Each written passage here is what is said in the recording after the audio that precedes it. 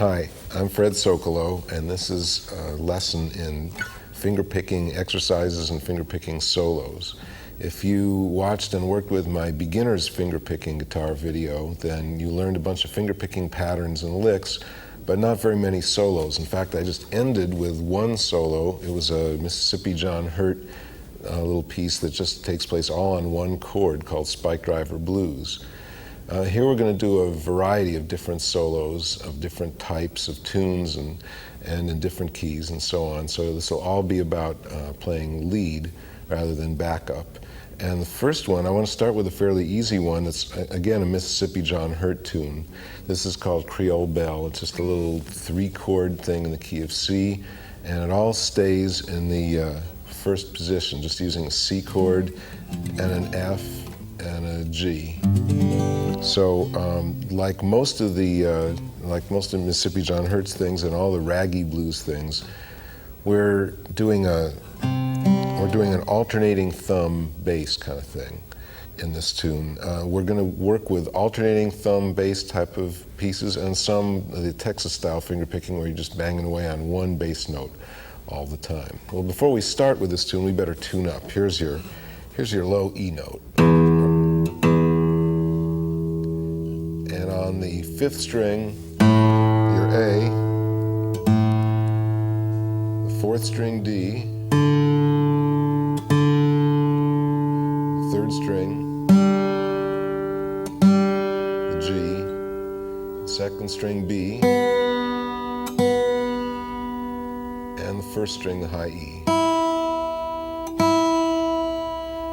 You may notice that I'm wearing finger picks. If you're new to finger picks, I've got a plastic thumb pick and two metal finger picks that you can shape to the size of your fingers. These plastic thumb picks come in different sizes, and you want it to fit fairly snugly on your finger so it doesn't, on your thumb, so it doesn't fall off while you're playing. And likewise, the finger picks, you can just bend to whatever shape you want. You want them to stick out about as far as you see them sticking out here from my finger, not too far. And they're not necessary. You can play finger style without picks. I do it because it gives me a real clear and loud tone, and I just kind of like that sound. So the first tune, Creole Belle, I'll just run down a little bit of it first. It's my Creole Belle, I love her well, my darling baby, my Creole Belle, my Creole Belle, I love her well, I love her more than anyone can tell.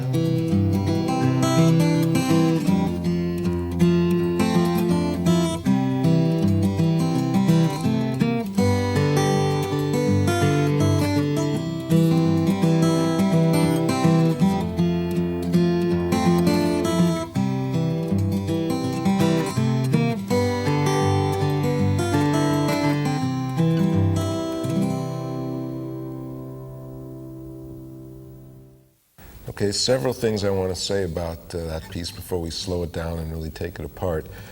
And the thumb is alternating, on a C chord, the thumb is alternating between the fifth and the fourth strings like this. Sometimes I do a kind of double alternating thing where I'm going fifth string, fourth string, sixth string, fourth string, like that. So then on my left hand, I've got to bounce back and forth like this to make that happen. So the whole thing is like that.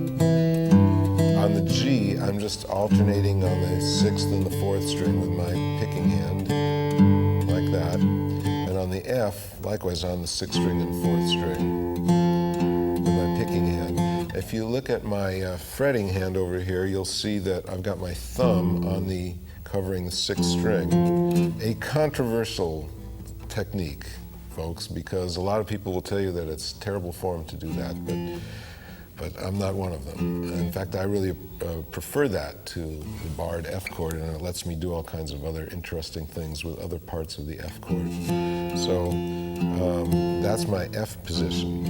Now, as far as the picking, like most of the finger picking stuff that we'll do, and all of the blues fingerpicking within that tradition, the thumb is playing a backup. It's playing this alternating bass, and the one or two fingers are playing the melody on the higher strings, on the treble strings.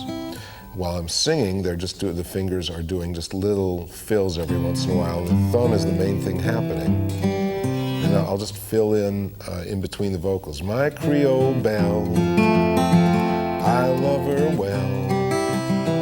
So I'm doing that just randomly. There's no pattern to that. There is a thumb pattern that keeps happening in a predictable way all the time.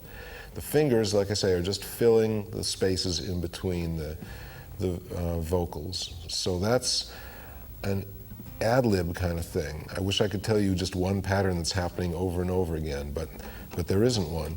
Likewise, when you're doing the melody to the song, you keep the thumb going and you play the melody on the high strings. So I always tell people that the first step in learning a piece is to just play the melody by itself without the bass. For instance, you can go, and I'm making the chord changes while I'm doing it.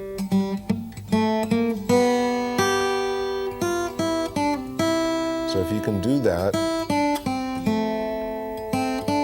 make the chord changes and pick out the melody notes, then the next step, of course, is the step of adding the thumb to that.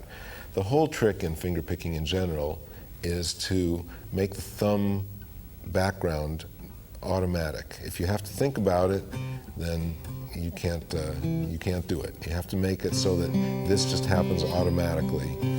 And then the fingers, you can think about what you're doing with the fingers.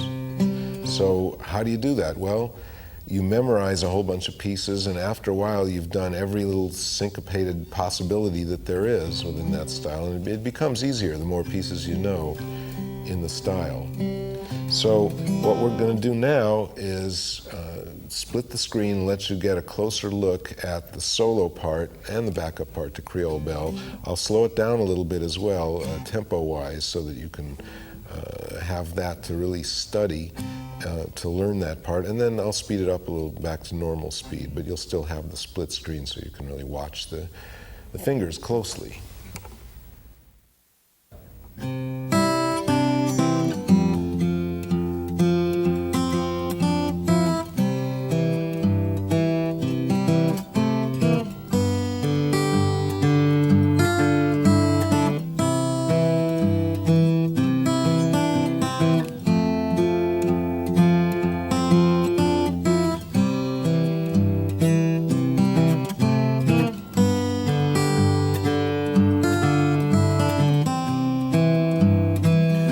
Stars shine, I'll know she's mine, my darling baby, my Creole Belle.